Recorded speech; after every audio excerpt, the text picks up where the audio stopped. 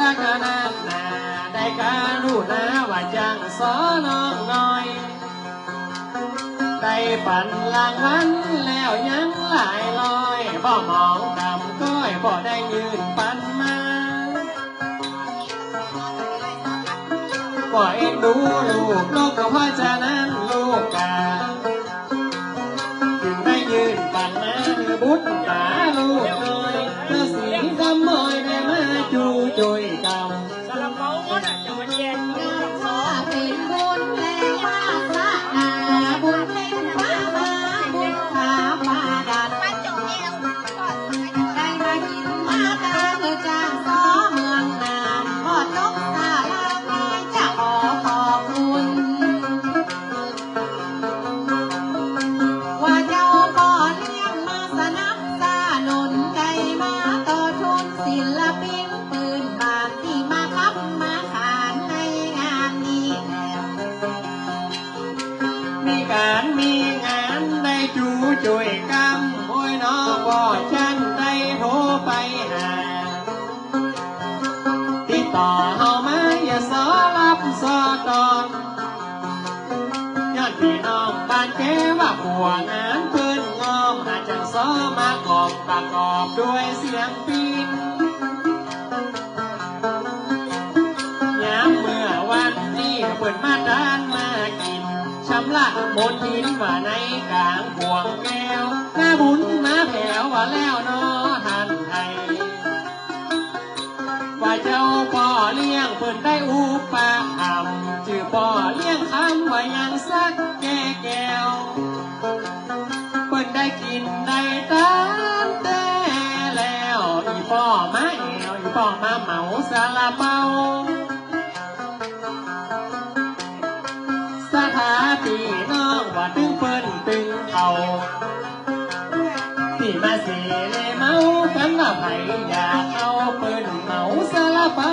ให้เจ้าพี่น้องว่าในวันนี้จะขอบคุณที่พ่อมาทำบุญละคือคำพ่อเจ้าได้มากินมาตาในวันนี้เราคำพ่อเจ้าเหมาซาลาเปาก้อยกินก้อยตาลตึงปั้นตึงเข่าเปิ้นเมาซาลาเปามือพี่น้องเจ้าบ้านไปกินแถบกำนอคำปอดเพิ่นเหมาซาลาเปาคือไปกินเมืองนานลัดดอยลัดดานกลัวบ่มีหยังขายเอาเถิดไอ้เกษดาน้องแก้วจะขอขอบคุณพ่อเลี้ยงแต่แล้วพ่อเลี้ยงคำมาแอวเพิ่นเป็นคนใจดีว่าพ่อเลี้ยงคำเปิ้นเป็นเศรษฐีมามั่งบุญมีว่าตึงของตึงเอาเปิ้นได้เหมาซาลาเปาให้เจ้าพี่น้องเปิ้นได้ทำบุญเปิ้นได้ทำทานนาบุญสมปานของคำพ่อเลี้ยงเจ้า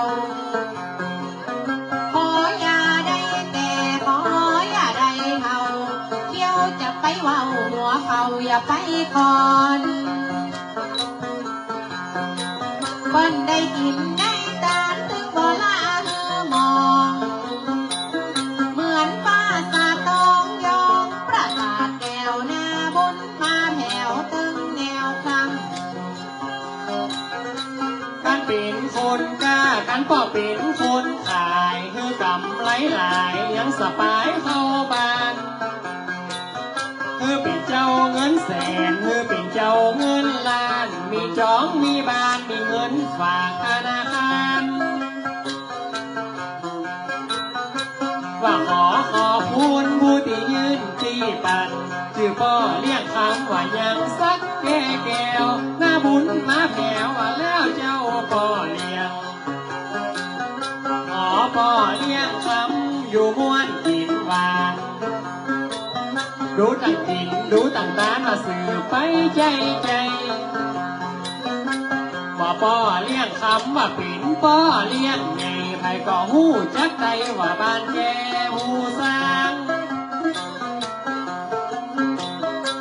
ว่าตาซ่อนโต๊ะประไดมาพบใส่กันแข่งไห่แห่งมันเอาสติออกสู่กันเฮากินลาบหมูยังไหลจู้เพื่อคำว่าเลี้ยงนั้นมาสถาแม่แสงบ่ได้กินเองได้กินตานแล้วเจ้าว่าแม่เลี้ยงแสงปันลืมแล้วลืมเราบ่มองบนเศร้าได้กินตานมาแม่แสงกันทนีปอดตานหาไผ่ตานปิ่นปัดใจว่าสื่อไปนาได้กินตานมาในเวลานี้แล้วสถาแม่แสงกันทาเนกว่ามาตัวเด็กคือมาลอก่อมาปันจ้างก่อนเป็นลูกเป็นเต่าได้กินได้ตานในวันนี้เอาขอแม่เจ้าสุขขีมีใจศรัทธาแม่แสงแม่บ่ตานไปไหนก็จะตานไปเป็นปัจจัยไปหน้าอยู่ดีที่ขามารดาแม่แม่แสงกันทนีได้ยืนได้ปันแม่แสงอุปนามพร้อมถึงหลานเจ้าชื่อว่าน้องบิวชื่อว่าน้องบนว่าตกไปนั่นเรามันดาแม่เจ้าได้มากินมาตานแม่จะกินจ้าตานหาเจ้าวินนายกรรมสีกรรมมโนกรรมอันใดบอกไกลหมดหือใส่โดยไปเตียงเตาได้ฮับของงานที่ยังเหมือนกันน้องบิวแถมกำนอกมนจ่าเจ้าได้กินได้ตานในวันนี้เราอุทิศแล้วเล่าเมื่อเจ้ากำนายเวรที่สองน้องลาเคยคู่เคยเห็นเจ้ากำนายเวรจะได้ตอบได้ใจย่อถวายในวันนี้คือน้องผิวน้องมนอยู่ม้วนกินหวานอยู่สุขสำราญติดต่อนี้ไปนาขอฮือใดเป็นดีอยู่ใต้ลุงว่ามือใดเป็นหน้าอยู่แก่เมืองคนน้องมากินมาตามตึงบ่อับบ่จนเป็นเจ้าคนนายคนพูดจาลูกน้อยแล้วบ่ถอยขึ้นดอยหอมภาษาตูเจ้าขันเก้าปะหงต่างโลกนิยมมาช่วยจมบ่เล่นมีการมีงานเจ้าบ่ลาหลีกเว้นหาจังสอมาเล่นมาลำดับในงานได้มานั่งติดต่อกรวดมาสอดติดตามเมื่อเปิ้นมีงานมาแล้วยังใจที่วัดแก่ไหนแล้วนอทันไปว่าในวันนี้เปิ้นมีกินมีการเจ้าว่าของงานสามนาตุเจ้าอาวาสก็ว่าเจ้าอาวาสเก่าสาธุเจ้าพระเสน่ห์องค์คำว่าในวันนี้เจ้าย่อมือสารพระสงฆ์ของธรรมนี่ยังเจ้าข้าอนุโมทนาผลบุญยังถ้าเจ้าพี่น้องเปิ้นตานกาดินอย่าถามแม่หญิงเกษดาน้องแก้วว่าถึงเวลาแด่แล้วที่เฮามาแอวค่อยลำดับลำดาเปิ้นว่าการตานกาดินมีที่อย่างจะหาทางเกษดาว่าแล้วยังนั่งไกลคนปัญญาไว้ก็ใครมาเจ้า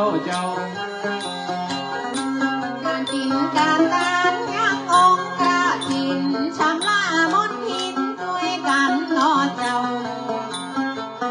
ปีใดมาถามในวันนี้เราจ้างสองมาเจ้า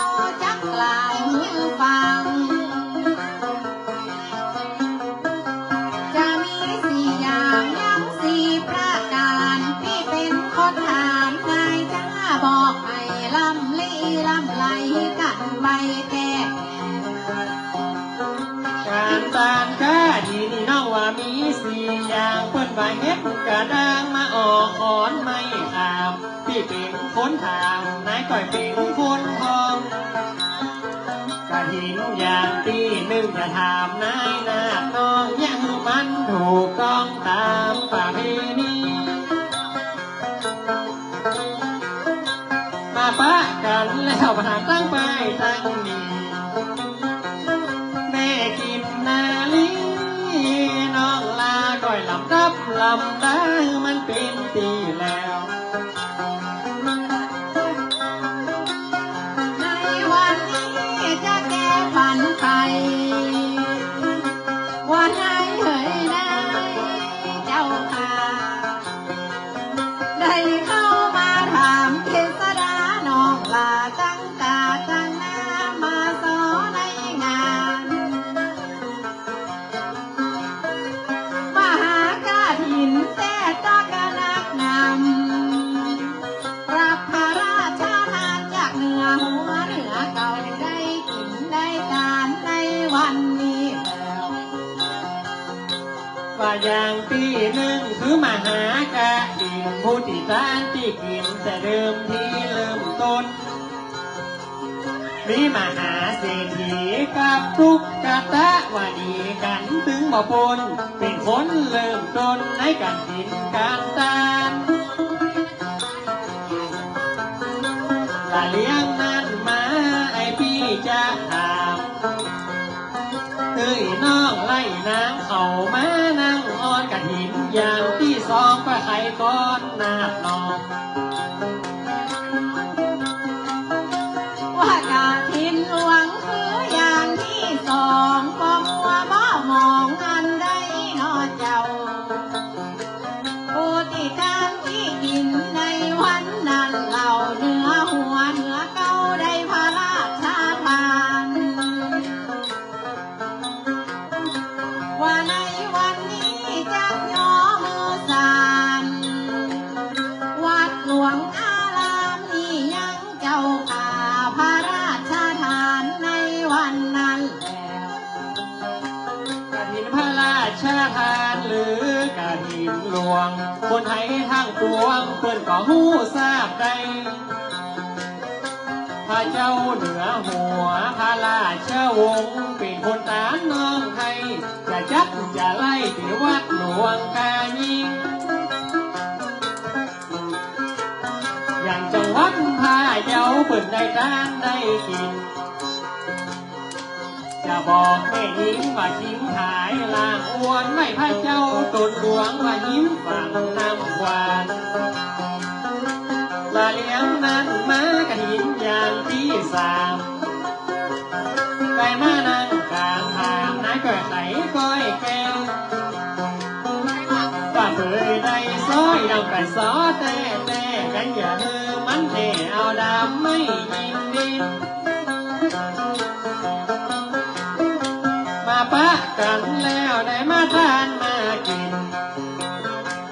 เพิ่นอย่าตานกะถินว่าด้วยกันดังอันกะถินอย่างพี่สามก็ใครกันตึงนอง กระถินอย่างที่สามแม่จ้ากะดีหลีกระถินสามัคคีเด้อตัวพี่เจ้าได้ร่วมกินห้องกันในวันนี้เอาอย่างเจ้าภาพเข้าบ้านแกมีงาน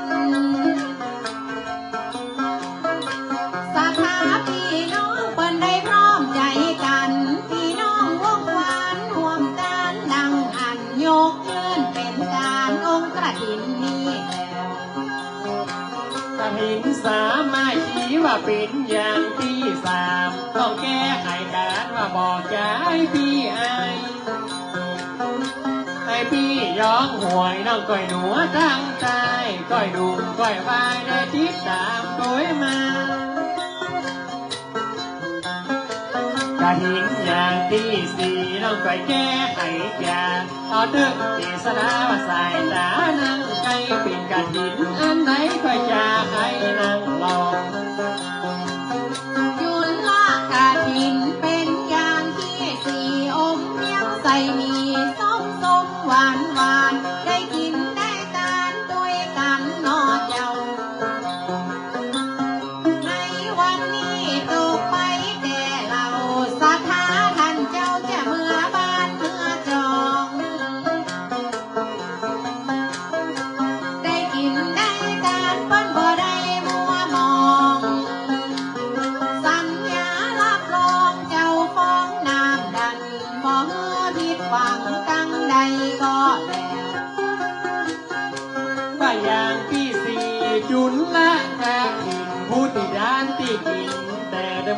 าเงา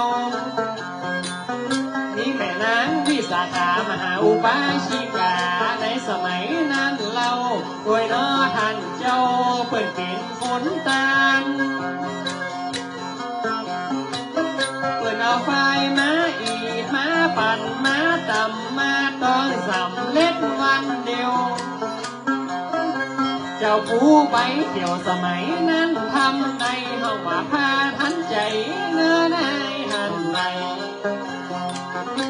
ว่าอันนี้แลการกินตานงตาถินจาโนพี่เจ้า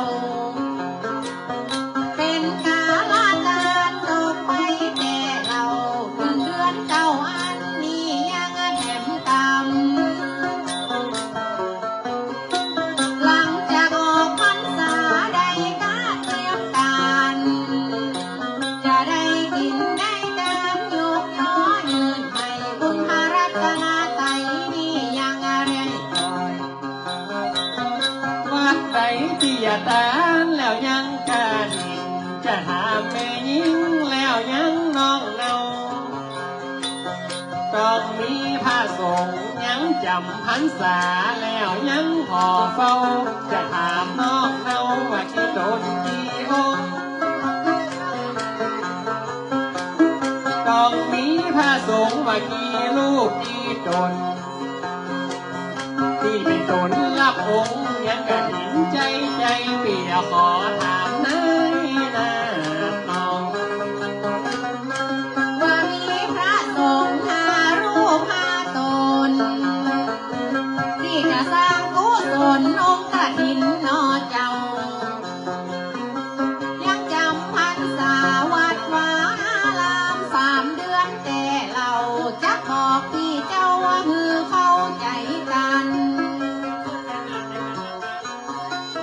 อยู่พบใจมาใจการรับการนี่ยังด้วยกันเป็นเอกฉันท์มีลึกใหญ่กว้างได้เข้ามาถามที่นางนา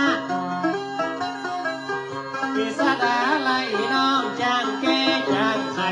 คนปัญญาไว้ว่าใครจะถูกต้อง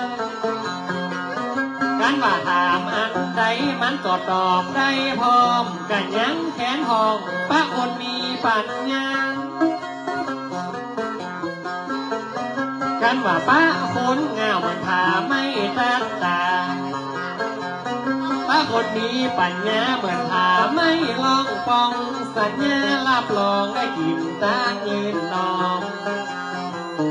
ย้ำเมื่อตากี้เปิดยืนเปิ้นปันก็เป็นลางวันจังซ้อน้องเนาได้รับรางวัลมาจากพ่อเลี้ยงเจ้าโอ้ยน้อพ่อเจ้าบ่กล้าขายสลาเปาปั่น60 บาทถึงบ่เงียบพ่อเงาบ่กล้าสลาเปาวันนี้ใจดีจืนสูงลากสาดมาผู้จะไหลจูหัวนำพอมีพอเลี้ยงคำได้อุปปาคำอุดหนุนในงานแล้วยังพอเลี้ยงเจ้าว่าอย่าขอพูดว่าในวันนี้เราถึงแก่ถึงเท่าที่มารวมในงานได้มานั่งคิดต่อรถมาซอที่ตามขออย่าไปจังว่าจังซอต่างบ้านมาขับมาขามมาในงานครั้งนี้จะขอบคุณที่มาเยือนมาปั่นเธอกล้าแม่นขายหมานเนื้อตัวพอเลี้ยงเจ้าได้กินได้ทานในวันนี้เราพ่อเลี้ยงเจ้าปั่นมาหลายสาวพ่อเลี้ยงซาลาเปามาปั่นเนื้อสาวจีดอกลามะนาวจะเอาป้อนไปใส่สุกซาใบกายอันตรายบอกได้กินได้ทานด้วยความตั้งใจบ่หนีไปไหนตั้งใดนอเจ้า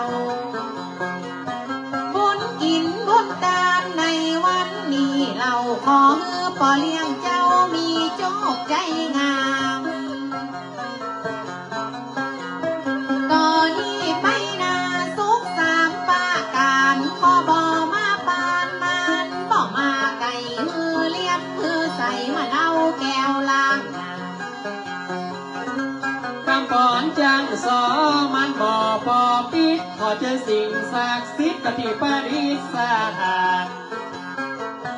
คุณพาหาผู้สร้างได้หักษาหันเจ้าคุณพาเจ้านั่งดินมาช่วยบอกเฝ้าคือพี่น้องเขาเจ้ามีแต่พ่อห่มแต่ใจกันเจ้าพี่น้องอย่าเดินทางไปไหนคือตลอดปลอดภัยว่าทุกหนทุกทางอย่าได้มีมันว่าสิ่งยังแวดล้อมว่าซอมานักไอพี่ก็ซอมาลายนายก็ฟ้อนท่าวายตัวยิงนางน้องแก้วว่าถึงเวลาเข้ามาแต่แล้วที่ได้มาแอวนายก็ฟ้อนก้อยลำมานั่งกลางลงรวดมาลงกลางทางเป็นอยากกินจะจานมาหาหน้าที่นี่อยากกินดีตามดีถึงบ่มีชั่วลาย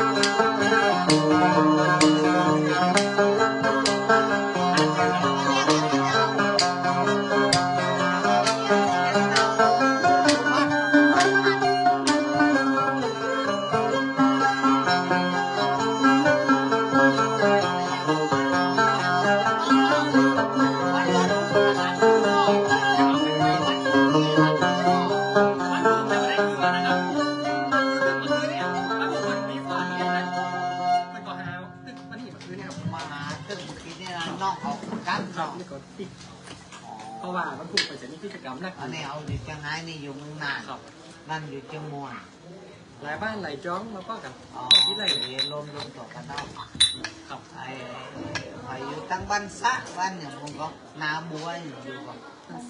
บ้านซะนาบัวเชียงมวล เอานี่ นั่นที่อยู่บ้านหลวง บ้านหลวง แกนี่อยู่บ้านหลวง ดีๆละเนาะสุดยอดสุดยอด ที่ไรเลย อ๋อเจ้าขอบคุณเจ้า เป็นทางปลอดภัยทุกคนนอนไหมก็ บ่นอนเจ้า มันผูกหมีแหละ มี บ่มี น่า เจ้า จะมี น้อง วัด ที่ไรเลย เนาะ ผูกเปิ่นอันอย่างก็ผูกเปิ่นจะมีพิธีการ